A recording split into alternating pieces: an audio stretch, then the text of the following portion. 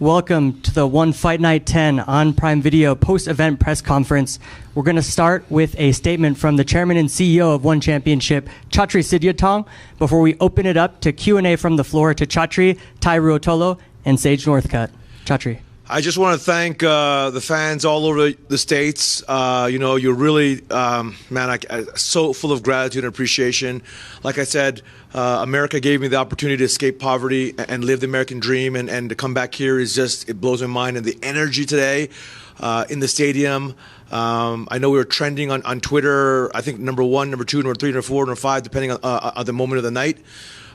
So, man, thank you from the bottom of my heart to all the American fans. And also, of course, we're broadcast live to 179 countries around the world. And thank you to the fans all over the world. I'm sure the numbers, knock on wood, I predict are going to be record-breaking for One. With that, let's open up the Q&A. Hey, Chatri. Great show. I just want to start by asking about Rod Tang. Incredible star, not star making, but star extending performance. But he says he wants Jonathan Haggerty next at bantamweight. Are you willing to do that fight, or would you like to give it to Liam Harrison, who I spoke to earlier, says he thinks he should be the man to fight Haggerty in the UK? I haven't thought that far. I know everybody wants to fight Haggerty. Nongo wants to fight Haggerty. Liam wants to fight Haggerty, and now Rod Tang wants to fight Haggerty. So I need to sit down with my team and figure out what's the best. But I mean, all those are incredible fights, so I don't see it having to be. I don't think it has to be either or. I think we can do all of those fights. It's just going to be a series of fights, yeah. But I don't know who's going to be first and all that stuff. And but obviously, those 4 names are the greatest strikers on the planet, pound for pound, and there's no ifs, ands, or buts. And all those fights, I think, are going to end in KOs. So it's just it's going to be electrifying for the fans. There was a huge shock on a night full of incredible finishes, but I think the most shocking was Kadestam, knocking out Roberto Soldic. Where does that leave Soldic? He came in to One Championship with a lot of hype. I know there was a big push behind him, but it's going to be tough for him to bounce back from that. Yeah, I hope. I hadn't talked to the doctors, and I hope Soldic is doing well. I think he's at the hospital now, but everyone has an off night. I don't want to say one thing or another. Everyone has an off night. Kadestam was a beast. I mean, he took so many hard shots, and he came out. So you got to give props. I mean, Kadestam did a phenomenal job. All right, I just had one more for you, Chatri. Ong Lan Sang, I spoke to him after the fight. He says his contract's coming up with One. Are you happy to extend him? What's going on there? I love Ong La. So it's been a great partnership. So I think my team will sit down with him and figure things out. Next question. Hey, Chatri, mixedmartialarts.com. Cody Merrill here. So you talked about the fans. You said it was a fantastic night here in Denver. What does the future hold for One Championship in the U.S.? Maybe a bigger arena, maybe getting more fans? Yeah, I'm kicking myself because, my team was saying, yeah, let's do a 15,000, 20,000 seater, and I was like, nah, our brand is just nascent in the States. I honestly had no idea that we had a fan base in the States because we've only been, on Amazon Prime once a month. So I'm sitting down, the Amazon leadership team was here. We're sitting down tomorrow morning at 10 a.m., to figure out ways to really deepen, broaden, and expand the partnership.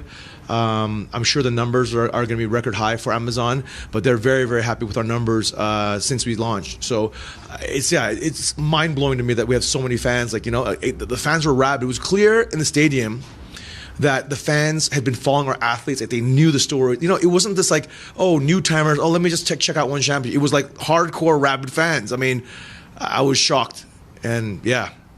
So I think you will see. I mean, we already have huge plans for the U.S. I'm not ready to break the news now, but we have huge plans for the U.S. We want to sit down, obviously, with Amazon and make sure it's aligned with what they want and go from there. But I think you're going to see many more shows on ground, possibly this year or next year. I mean, for sure next year, possibly this year. Is there any possibility that maybe you bring the One Friday night fights over here? Anything is possible, 100%. Anything is possible right now.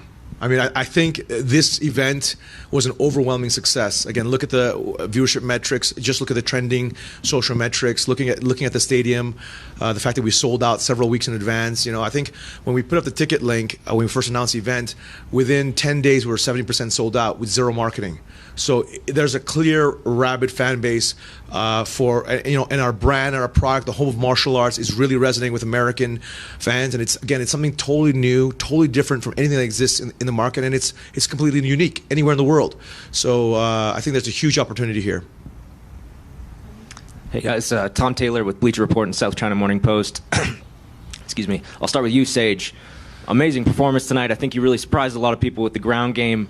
But after 4 years away, is there a part of you that kind of wanted to spend a little bit more time in there? There was less than a minute in the end.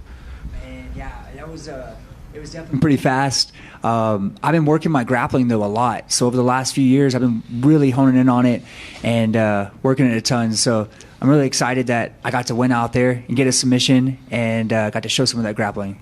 Definitely, and I know you're a classy guy, not one to make a lot of call-outs, but is there anybody you'd kind of like to fight in the next fight, and any style matchups that interest you?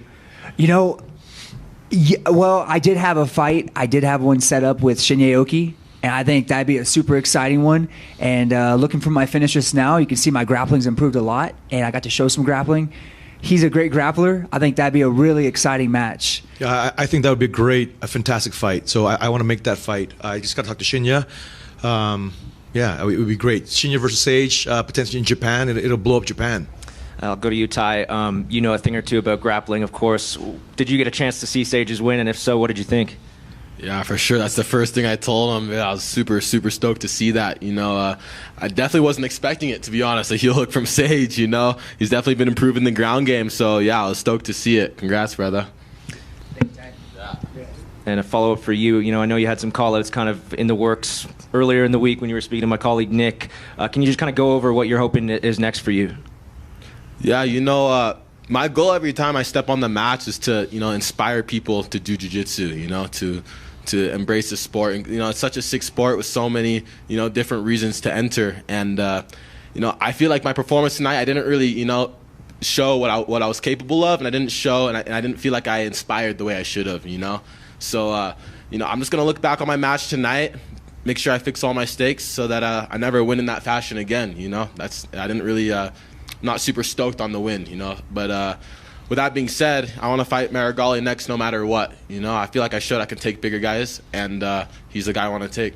Chatri, is that something you'd be interested in making happen? Definitely, and Marigali has accepted already, so it's something we've been planning. So, and obviously he's red hot, one of the best grapplers in the world. But Tye's ambition is to be the future GOAT, and I think he has all the right tools, all the right athletic, natural abilities. And the excitement factor. I mean, he comes to finish. It's just unfortunate that today things didn't work out in terms of what we try to do with a submission grappling product is get two people who want to finish. When you get that kind of mindset and two grapplers who are very aggressive and want to finish instead of one person playing defense. You see, if you want to stall, and maybe that's too harsh of a word, but if you just want to counter and do it like anti-jiu-jitsu, it doesn't matter how great your opponent. It doesn't matter how you're great. You could be the world's best grappler, but if you're up against a guy who reasonably knows how to just stall and anti-jiu-jitsu, it's very hard to get anything going. So that was my disappointment of today's match. Just to be very frank. Yeah, and one more for you, if I may. You've talked a bit about the atmosphere in here tonight, the appetite of the fans for one championship. But could you talk specifically about the reception that Rodtang and Stamp got? They came a long way from Thailand. We know they're famous over there, but I don't know if you heard, Rodtang came out during Mighty Mess's fight, and they were chanting his name in the middle of Mighty Mess's fight. They looked like they were ready to pull him into the crowd. I mean, what did you think of the reaction these two Thais got? Here's the thing. The home of martial arts, people, and it used to irk me when I used to live here, that people are like, this guy is the greatest striker in the world. And I'm like, I don't want to name names, but there were folks in other organizations that were called the greatest striker in the world, and it's just not true. You want to see elite level. You saw Rodtang. I don't know if everyone caught it. The first round, he caught the guy. Every time he caught the push kick, the guy would do a spinning elbow. So on that third one, he blocked and countered with an elbow, right in the guy. And that is technical mastery at the highest levels. Nobody in any organization, American organization, can do that. That is literally, you have to have 350 fights, professional fights, to be able to have that kind of intuition, that kind of timing. And again, I can't wait to showcase our entire striking roster, truly the best on the planet. Just like our grappling roster is the best on the planet. Just like our MMA product is the best on the planet. And I believe it. I'm not, there's a lot of, how can I say, Twitter hype in America, and so a lot gets lost about how good is somebody. I don't want to name names and throw anyone under the bus, but there are athletes that if you talk behind closed doors with any of the top athletes of any organization, say, that guy's the biggest star, is he really good? But if you talk to casual, they'll be like, yeah, that guy's amazing. But it's because he has a good mouth. Doesn't mean it's good. So here we're much more purists. I'm a lifelong martial artist. I literally handpick everyone. When we're going after the Ruotolo brothers, I literally said that's who's going to represent Jiu-Jitsu, and it's going to blow up all over the world. When we recruited Sage, same thing. I felt like he could be the first true global superstar that was like a superhero, like a good guy, like a Superman. I could see him blowing up in China and Japan and etc. So yeah. Thanks, guys, and congrats to all of you. Thanks, brother. Hi, basically clean from Reddit MMA. Sage, Tye, I want to thank you guys for coming on and doing an AMA with us on Reddit MMA. Our users absolutely loved it, so we had nothing but great feedback on that. Tye, I want to start with you. There's been multiple interviews you've talked about where you've talked about wanting to transition to MMA. What is your timeline on that, and what's been the most difficult thing as part of your preparation into that transition? Yeah, that's a good question. I think my brother is probably going to transition before me for sure. He wants to fight every day, so I think he's definitely going to make the transition by the end of the year. And then for me, I'm probably going to make my transition next year. I want to beat some guys in jiu-jitsu, Marigali and Gordon that being, before I go transition MMA fully. So I still got a couple goals I need to make sure they happen, and then from there I'll go to MMA. One more follow-up for you, Tye. How much smoke is there to the Gordon Ryan fire? Right now there's a lot of smoke. You talk a lot of shit, so I don't really like the guy, to be honest with you. I'm excited to fight him. Thanks. And Sage, you had a really gruesome injury and you took a lot of time off, but what I noticed was you looked incredibly sharp. Most people that take a lot of time off, they don't quite look as sharp as what you did. So what did you do in your preparation that helped to get you to where you were tonight, where you looked like the old Sage that never took any time off? Man, I think one of the big things was the mindset. So, of course, I've been training, staying sharp, but when I go out there, I'm looking for a finish, and I think I've just been training with a great team, great coaches, really been working all around to be very well-rounded and fix little holes in my games, and then just been really staying in the gym, staying sharp.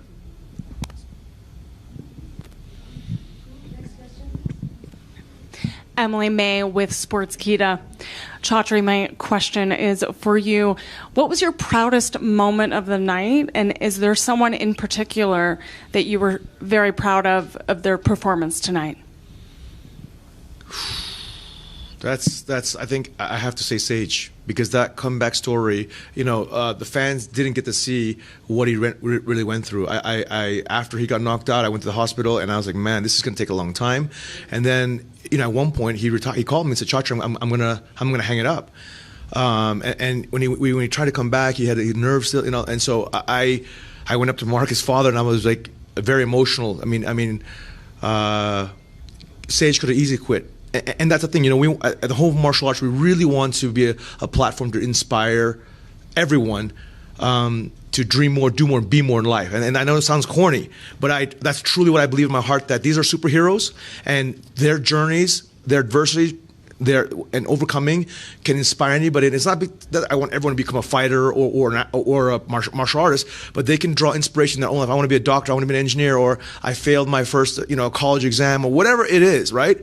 And that's why I'm also very proud that we announced the Buddies over bullies.org program in conjunction with Tom DeBlas. It's like, you look around the whole world, and especially you see in the States, young kids committing suicide and stuff like that. It's just crazy. 10 years old, and social media has done a lot of harm, right? There's a lot of good of social media, but there is some harm, and so there's a lot of things I want to do with this platform, with our superheroes, and tell their story. So I would say Sage. He definitely had the hardest journey back. Thank you, brother. All right, last question for this group over here. I think it's for Sage. Sage, how you doing? This is Darren Eady with Fight Camp Media. My question is, most stand-up fighters who really focus on stand-up, they'll do anti-grappling or anti-jiu-jitsu to get right back on their feet. What in your mind felt that I want to stay on the ground, I want to go for a submission? What was your training like to make you think that first versus training back up and wanting to, do it in the hands? So I've been working the grappling quite a bit, but being offensive too. I figured I want to be a complete athlete out there and not just one aspect of the sport. So down there, I was really looking for a finish. I mean, that's kind of my mindset going in was I want to finish my opponent and want to do it any way possible. And I saw the opening when he stood up, and that's when I decided to take it. Well, glad to see it. Welcome back. Yeah, thank you. All right, we're going to transition to the next group of athletes. Thank you so much, Tye and Sage. You guys are good to go. Let me know when you come back. Would you Yes. Okay, yes, sir. Thank you.